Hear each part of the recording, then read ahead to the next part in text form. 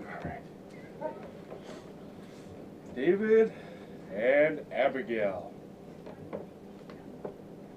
Samuel died, and all the Israelites were gathered together to lament for him.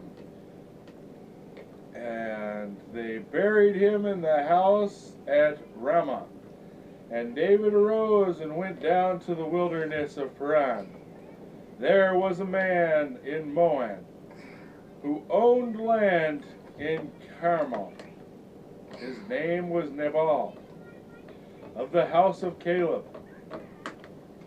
And he was very rich. He had 3,000 goats and 1,000 sheep. And his sheep were being shorn in Carmel. His wife was called Abigail, and she was wise and beautiful, but Nabal was churlish and evil in his doings. Quit squawking, guys. Eat your cereal.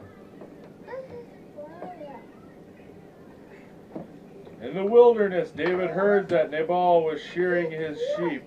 So he called out 10 of his young men and said to them, "Go to Carmel and greet Nabal for me, and say to him, Peace be to you and your house, and all that you have. We have not harmed your shepherds while they were shearing near us in Carmel, nor have we stolen anything. So find favor with these young men, and pray give unto them for themselves and for your son David." The young men came and repeated this to Nabal. But he answered, "Who is David, and who is the son of Jesse? Many servants break away from their masters nowadays. And shall I take my bread and water and the meat that I have killed for my shearers, and give it to these men of whom I know nothing?" The young men went back to David and told him how they had fared. And David said, "Gird on your swords." He also girded on his sword. 400 men went with David, leaving 200 behind to look after their goods. But one of Nabal's young men told Abigail about this, saying, "David sent messengers out of the wilderness to salute our master, but he insulted them. But they were very good to us. Nothing was stolen and nobody was hurt. And they were little our defenders during the time that we were gathered together in the fields. What can we do now? For they are marching against our master. But he is such an evil man that nobody can speak to him." Then Abigail made haste and took 200 loaves and 2 bottles of wine and 5 sheep already cooked, and 5 measures of parched corn, and 100 bunches of raisins and 200 cakes of figs, and loaded them on asses. And she said to her servants, "Go on ahead of me, and I shall follow." But she said nothing of this to her husband. As she rode on the ass, she met David and his men, and she alighted from her ass and fell at David's feet and bowed up to the ground before him and said, "Listen, I beseech you, to the words of your handmaid. Pay no heed to this Nabal, this son of Belial, for he is a fool. I did not see the young men whom you sent. But I beg of you not to shed blood, nor to avenge yourself upon your enemy.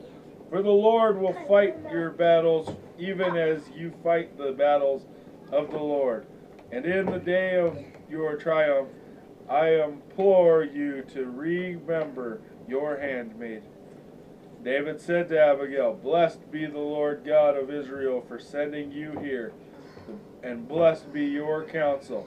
Had you not come, I would surely have slain Nabal and all his household." Then he accepted her gifts and said, "Go in peace to your own house, for I will heed your advice."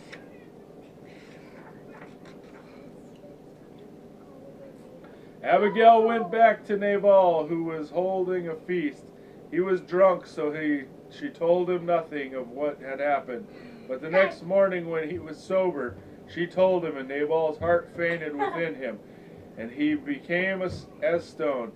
And it came to pass that about 10 days later the Lord smote Nabal, and he died. When David heard that Nabal was dead, he praised God and sent for Abigail, intending to marry her. For Saul had given David's wife Michal in marriage to Phalti, the son of Laish.